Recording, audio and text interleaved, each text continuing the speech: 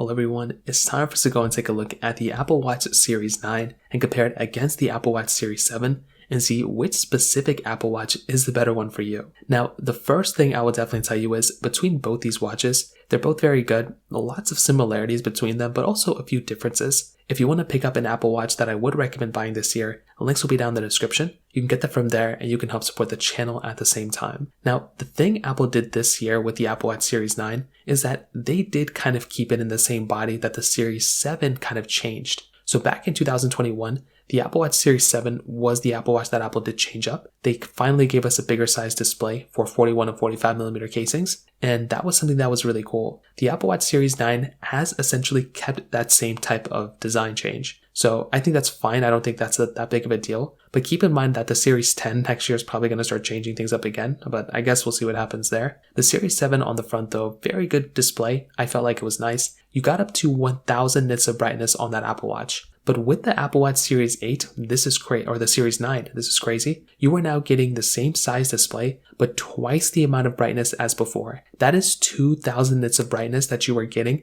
inside of that Apple Watch Series 9. That is crazy. That is so much brightness to have on that type of device. And that in and of itself, again, is insane. It's not the most, it's not like a reason to go and upgrade, but it is a really big difference if you ask me. It's pretty crazy. And it matches the same one as the Apple Watch Ultra of last year, which is pretty crazy. Now, they both have the same type of buttons and everything. So the side buttons are basically the same. The thinness and thickness is pretty much the same thing too. The back charging section is exactly the same thing. They both come in GPS and cellular models. So you're really not getting too many differences there either, like I mentioned before. So those are kind of like the smaller, like minor things that we've kind of seen on the exterior. The best thing is though that the bands will work on both these Apple Watches. So if you're getting the Series 9 or you're getting the Series 7, depending on the model that you get, you can mix and match the same type of bands between them. All your bands from the first Apple Watch will basically work on the Series 9, which is actually very cool. And I definitely do think that is something that I really do like kind of seeing from Apple. So beyond that, that is probably one of the bigger things to keep in mind here. So on the outside, those are basically the main differences. Now internally, there are some pretty big differences for sure. So with the Series 7, this one had the S7 chip inside. So it was very fast, it was very good. You had a lot of capability within it. You were still getting like the blood oxygen sensor application. You're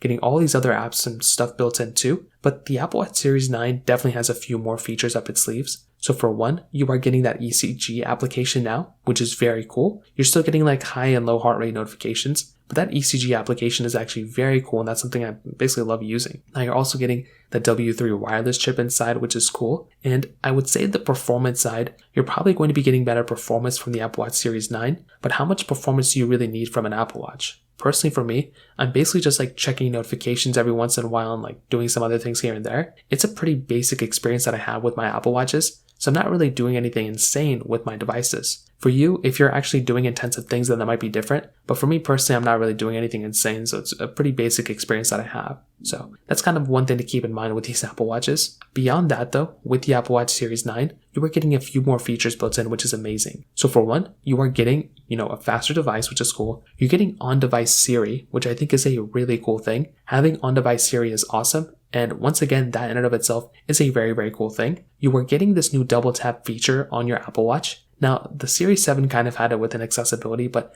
now we have it ultimately within our devices, which is really cool. It's system-wide, so it'll work if you're picking up phone calls. Really anything you're doing, you can pretty much, double tap your fingers and kind of unlock new features, which is really cool. And you're getting precision finding with Find My iPhone, which is really cool as well. So overall, what I'll definitely tell you is you are definitely getting the better Apple Watch on the Apple Watch Series 9. And it's not, it's kind of close, but it's not really close if you think about it. You're just getting so many more features, so many things built in. And that is something that I love about my Apple Watch Series 9. I think my Apple Watch Series 7 though is still a very good Apple Watch. I like it a lot. But that Series 9 is definitely the one that I look at as probably being the better one for sure out of the two. So that pretty much covers it up there. If you have any other thoughts or questions, let me know in the comment section below. Hit the like button, that'll mean so much, but definitely hit that subscribe button. More importantly than everything else, I love every single one of you guys. Hopefully I'll catch you guys in the next video. Peace out till then.